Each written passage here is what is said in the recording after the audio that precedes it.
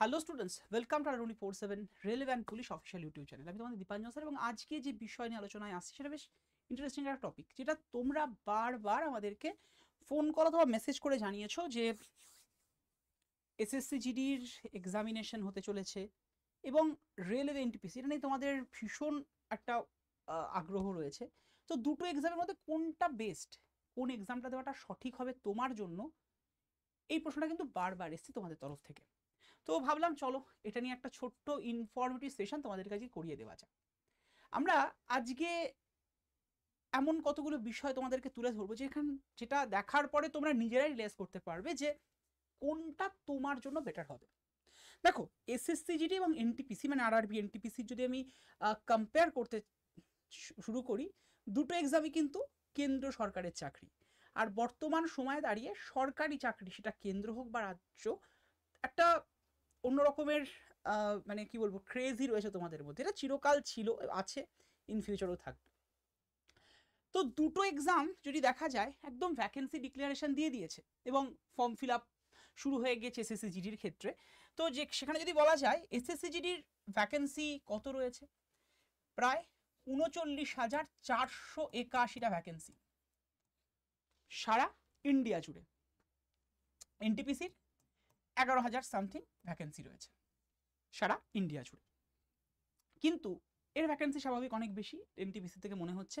এবার এখানে একটা কথা বলি, এসএসসি জিডি যেটার দিয়ে তুমি এসএসবি, বিএসএফ, এই সমস্ত আসাম রাইফেল, এরকম 8খানা বাহিনী, যাকে আমরা বাংলাতে অনেক সময় কেন্দ্রীয় 8 বাহিনীও বলে থাকি, তো 8খানা বাহিনীতে কিন্তু চাকরি হয়। এবং এখানে যেটা হয়, স্টেট ওয়াইজ কিন্তু ভ্যাকেন্সির ডিস্ট্রিবিউশন আছে। আমাদের ওয়েস্ট বেঙ্গলে 6,694টা পোস্ট কিন্তু এবছর বেরিয়েছে এসএসসি জিডির তরফ থেকে। এনটিপিসির কতগুলো পোস্ট আছে? এনটিপিসির যদি দেখা যায়, পোস্ট কিন্তু জোনাল, জোন ওয়াইজ, রেলের যে জোন হয় সেই জোনাল পোস্ট।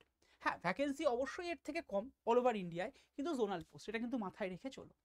নেক্সট চলে আসি সেফ স্কোর। এটা তোমাদের বারবার প্রশ্ন, মানে একটা এক্সাম যখন তুমি দেবে তার আগেই মাথায় প্রশ্ন, স্যার কাট অফ কত আসে? আমি সবসময় বিরোধিতা করেছি, কাট অফ ভাবনা চিন্তা যদি শুরুতেই করো তুমি অনেকটাই ডাউন হয়ে গেলে। আগের লক্ষ্য রাখো আমি চাকরিটা পাবো, এবং হ্যাঁ এর জন্য একটা সেফ স্কোর বা বলতে পারো যেটা টার্গেটেড স্কোর আমাকে পেতে হবে বাই হুক অর ক্রুক। তো সেই টার্গেটেড স্কোর কত হতে পারে? দেখো, বর্তমান সময়ে যে পরিস্থিতি দাঁড়িয়েছে, যেখানে তোমাদের কাছে শুধুমাত্র বই নয়, তার পাশাপাশি প্রচুর অ্যাক্সেস রয়েছে অন্যান্য অনেক কিছু, মানে বলতে পারো আজকালকার দিনে ইন্টারনেটের যুগে দাঁড়িয়ে বিভিন্ন জায়গার দুনিয়া তো ওপেন হয়ে গেছে। সেখানে মানে তথ্য পাওয়াটা আগে যখন শুধুমাত্র বইয়ের ওপরে ডিপেন্ড করেই তোমাকে তথ্যটা পেতে হতো, এখন কিন্তু সেটা নেই। এবং বর্তমান জামানা আবার এআই এর, তো সেখানে তথ্য পাওয়াটা আরও অনেক ইজি। তো সেই পরিপ্রেক্ষিতে সবার প্রিপারেশনও ভীষণ হাই এবং সবাই প্রচণ্ড পরিমাণে খাটাখাটনি করছো, তোমরা পড়াশোনা করছো। সেই কারণে এখন যেটা হয়, কাট অফ মানে যেটা সেফ স্কোর বলতে পারো, সেটা অনেকটাই কিন্তু হাই আসে। তো সেই হিসেবে আমি বলতে পারি দুটো এক্সামের ক্ষেত্রে টার্গেট থাকুক 80%, মানে 80 to 85% তোমাকে পেতে হবে। যদিও এসএসসি জিডির এক্সাম তোমার 160 মার্কসে হয়, আর এনটিপিসির এক্সাম তোমার হচ্ছে 100 মার্কসে হয়। তো সেখানে টার্গেট কিন্তু 80%, নট 80, ঠিক আছে? তো এই পার্সেন্টেজ দুটোর ক্ষেত্রে তোমাকে রাখতে হবে, কারণ আবারও বলছি competition level too much high. Next লক্ষ্য, লক্ষ্য বলতে তোমার চাকরি পাওয়া, এটা তো সবার আগে লক্ষ্য রাখা উচিত যে সরকারি চাকরি পেতে হবে, কারণ সোশ্যাল স্ট্যাটাস বলে একটা গল্প আছে। সোশ্যাল স্ট্যাটাস তোমাকে কিন্তু সরকারি চাকরি অনেকটা বাড়িয়ে দেবে। মানে আজকে তোমার বাড়ির পাশের যে কাকিমা, জেঠিমা, মাসিমা, আরে কি করছিস, কিছুই তো করছিস না, তোমার পরিবারকেও হয়তো শুনতে হচ্ছে, সেটা কিন্তু একটা সরকারি চাকরি। আরে ছেলে সরকারি চাকরি করে, মেয়ে সরকারি চাকরি করে, মানে বিশাল ব্যাপার হয়ে গেছে। এটা স্বাভাবিক ব্যাপার।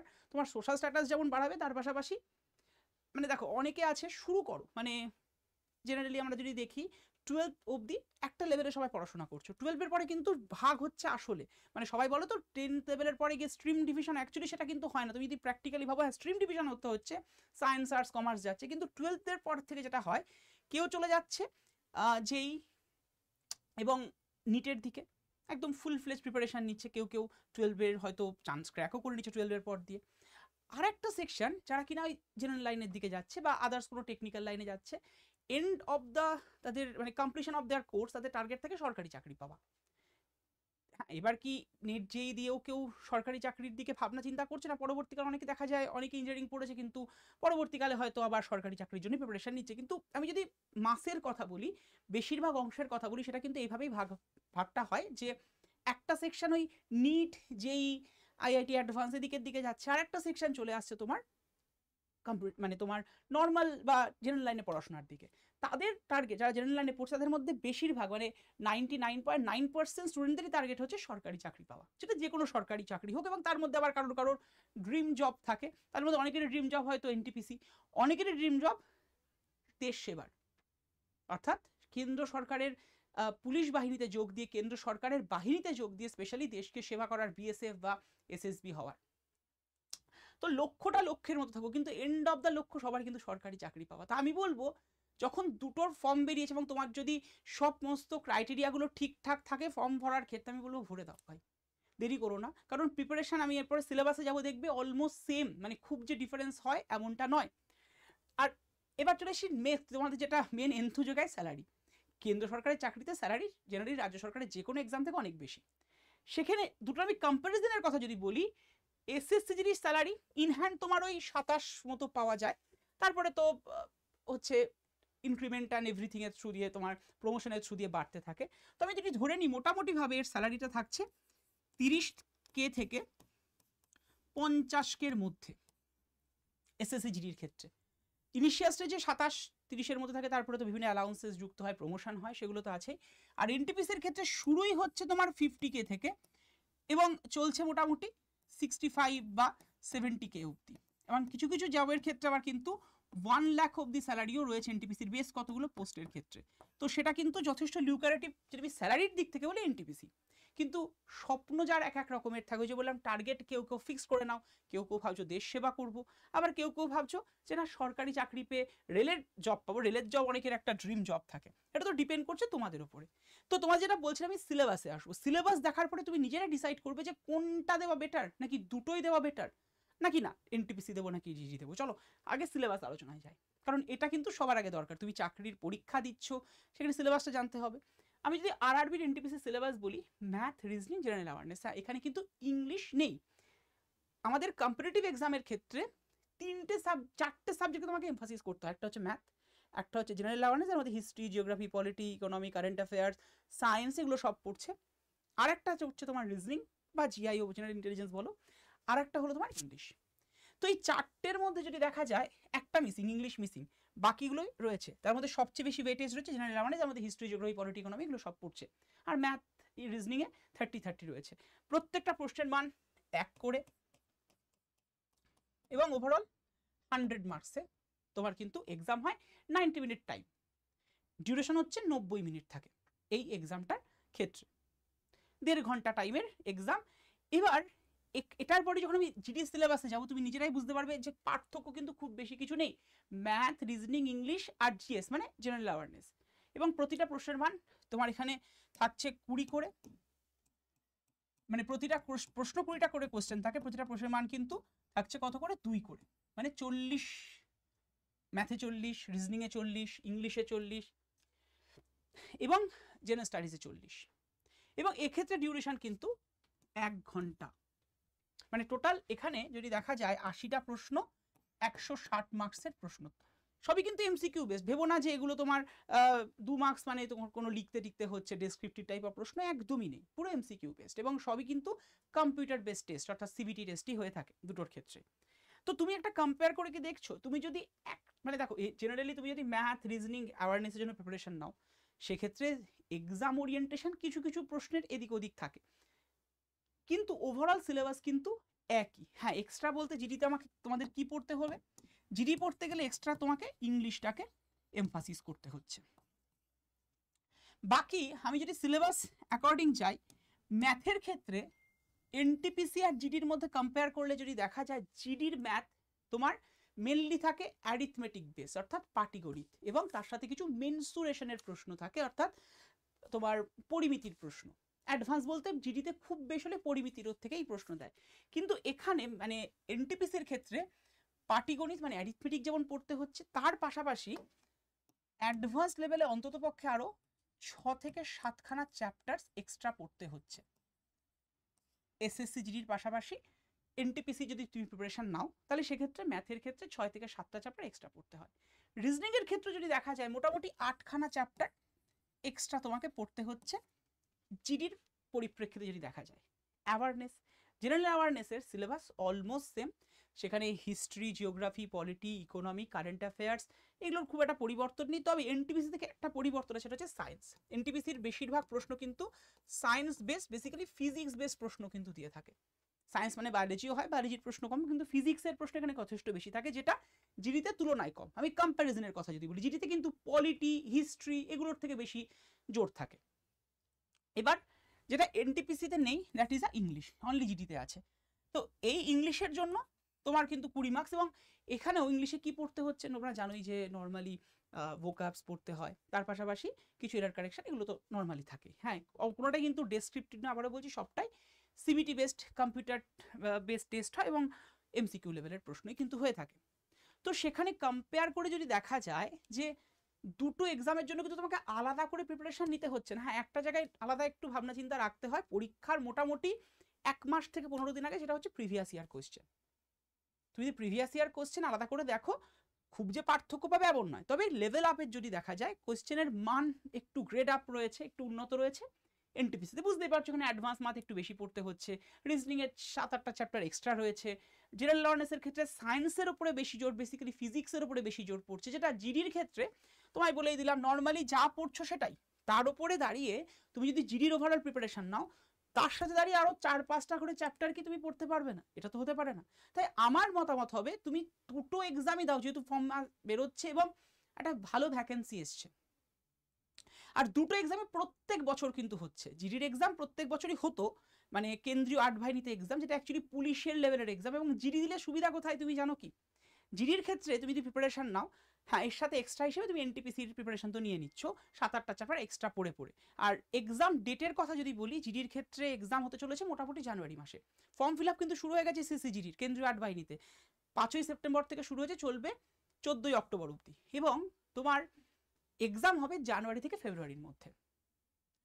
আর এনটিপিসির এক্সাম হবে মোটামুটিভাবে ধরে রাখো ফেব্রুয়ারি থেকে মার্চের মধ্যে। তা তুমি যদি জিডির প্রিপারেশনটা নিয়ে নাও, তার সাথে এক্সট্রা হিসেবে বললাম আমি জেনারেল অ্যাওয়ারনেসের ক্ষেত্রে সায়েন্স, বেসিক্যালি ফিজিক্সের উপরে জোর রাখছো, রিজনিংয়ে আরও 7-8টা চ্যাপ্টার এক্সট্রা তোমাকে পড়তে হচ্ছে, এবং ম্যাথের ক্ষেত্রে অ্যাডভান্স ম্যাথটা পড়তে হয়, যেখানে জিডিতে তোমার অনলি মেনসুরেশন মানে পরিমিতির উপরে জোর দিলে হচ্ছে, অ্যারিথমেটিক এখানেও পড়তে হবে, ওখানেও পড়তে হবে। কিন্তু ওই যে বললাম বারবার যে জিডির ক্ষেত্রে একটা সুবিধা, তোমার পুলিশের প্রিপারেশনও কিন্তু হয়ে যাবে। মানে পুলিশের তোমরা জানোই ডাব্লিউবিপি, অনেক ক্ষেত্রে স্বপ্নই আছে ডাব্লিউবিপি পরীক্ষার ফর্ম ভরেছো, কারণ ফর্ম ফিল আপ হয়ে গেছে অলরেডি। কেপি কলকাতা পুলিশের কনস্টেবল এবং ডাব্লিউবিপি এসআই সবটা কিন্তু জিডির প্রিপারেশন দিয়ে অলমোস্ট ডান, একই রকম সিলেবাস, তোমরা আশা করি দেখতেও পারছো। তো আমি বলবো প্রিপারেশনটা থাকুক ইংলিশ, ম্যাথ, রিজনিং এবং জেনারেল অ্যাওয়ারনেসের।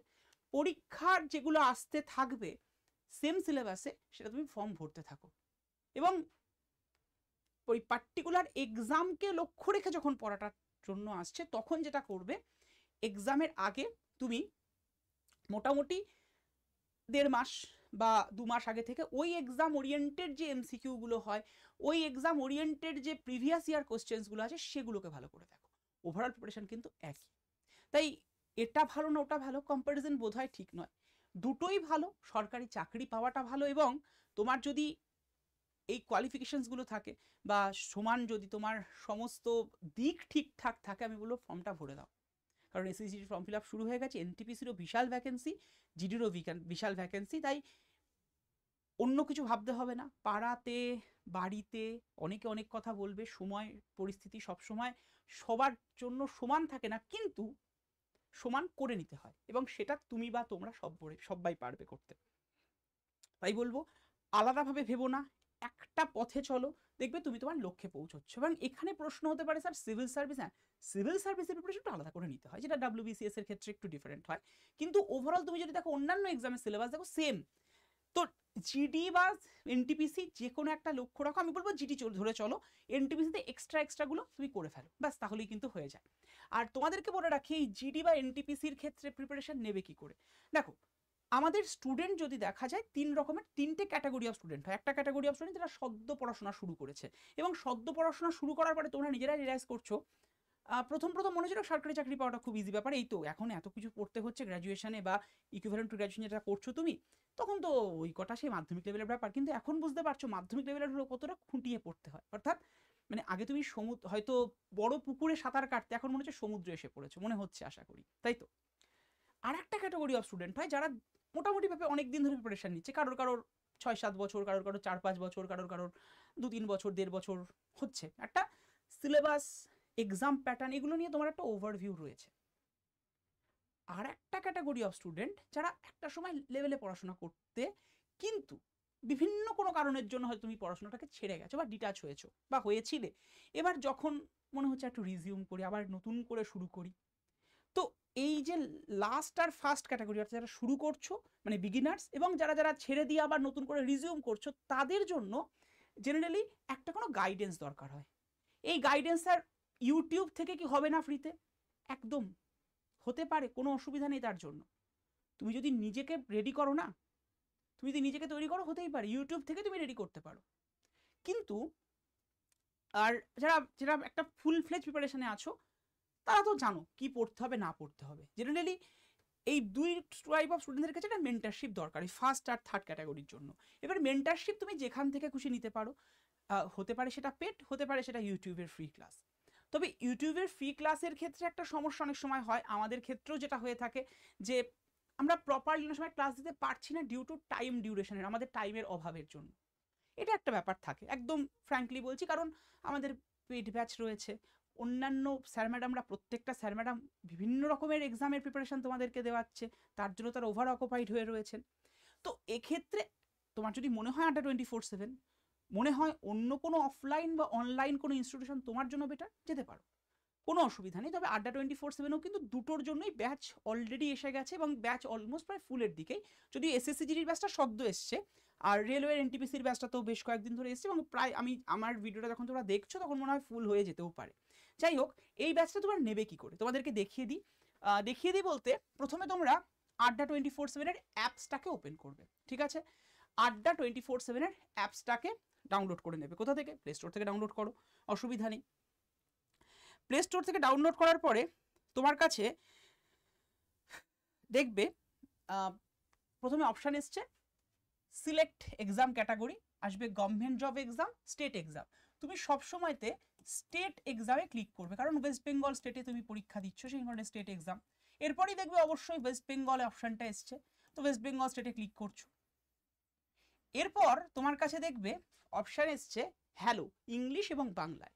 তুমি যে কোনো একটা হ্যালোতে ক্লিক করো, ইংলিশে করতে পারো, অ্যাকচুয়ালি অ্যাপসটা কোন ভাষাটায় চলবে সেটার জন্য।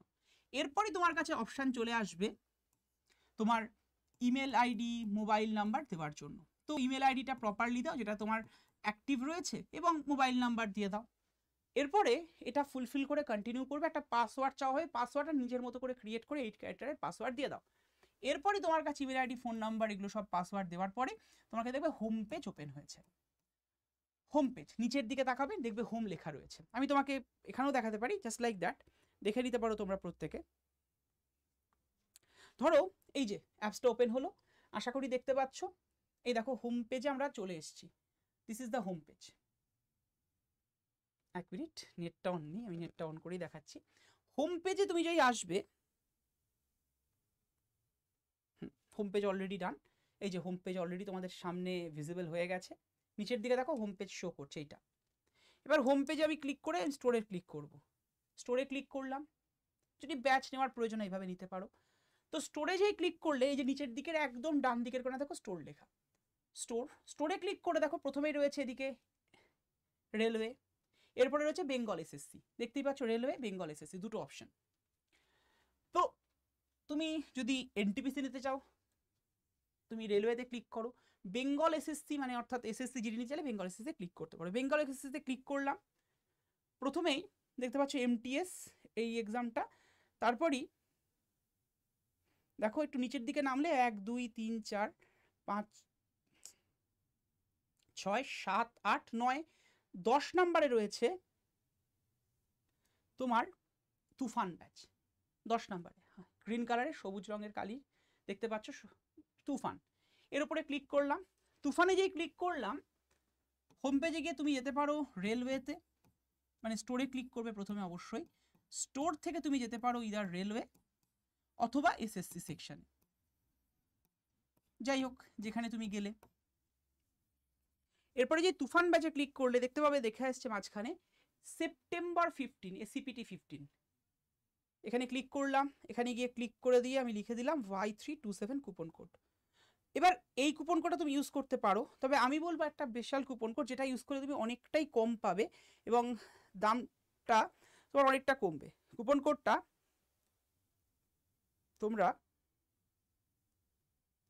লিখে নিতে পারো, সেটা হচ্ছে দেখবে এখানে ক্লিক করার পর এসএসসিতে ক্লিক করার পরে তুফান ব্যাচ, তুফান ব্যাচে ক্লিক করলে তোমার কাছে ওপেন হয়ে যাবে এসিপিটি মানে সেপ্টেম্বর 15 লেখা একটা গ্রিন কালারের বক্স। ওই বক্সের উপরে যেই ক্লিক করলে আর একটা বক্স ওপেন হবে এন্টার কুপন কোড। ওই এন্টার কুপন কোডে তুমি ক্লিক করো। যেই ক্লিক করলে দেখবে একটা জায়গা এসছে লেখা এন্টার কুপন কোডের জায়গাটা, সেখানে গিয়ে বসিয়ে দাও। আমি একদম যে কুপন কোডটা লিখছি সেই কুপন কোডটা একদম যেভাবে লিখছি সেভাবে ক্যাপিটালে REF, নিচের দিকে একটা দাগ RCML 3089, REF RCML 3089 এই কোডটা যদি বসিয়ে দাও তাহলে তোমার দামটা কিন্তু অনেকটা কমবে। ওকে, আর যদি এই কোডটায় অসুবিধা হয় তাহলে আর একটা কোডও বলে রাখছি, সেটা হচ্ছে Y327। ওকে, এরপরে তুমি কয়েন ইউজ করে নাও। কয়েন ইউজ করে নিলে তোমার দামটা কত আসবে দেখবে।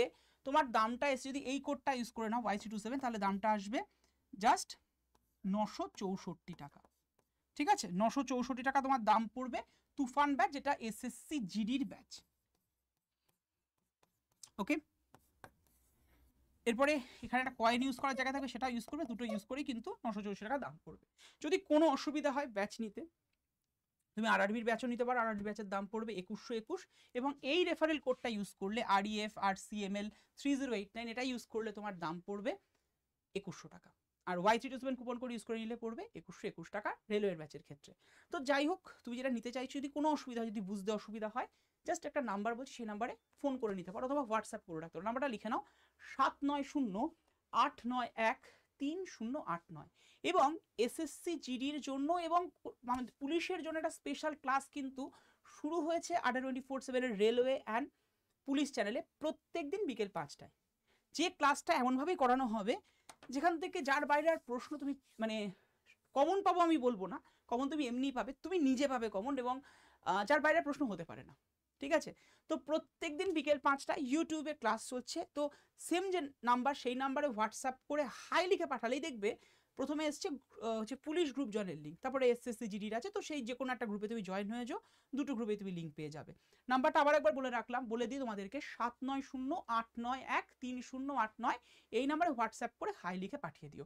এবং ওই গ্রুপগুলোই যে ক্লাসটা চলছে জেনারেল অ্যাওয়ারনেস মানে জিকের ক্লাস, সেই ক্লাসে কিন্তু ক্লাসের পিডিএফও ওই গ্রুপগুলো দিয়ে দেওয়া হবে।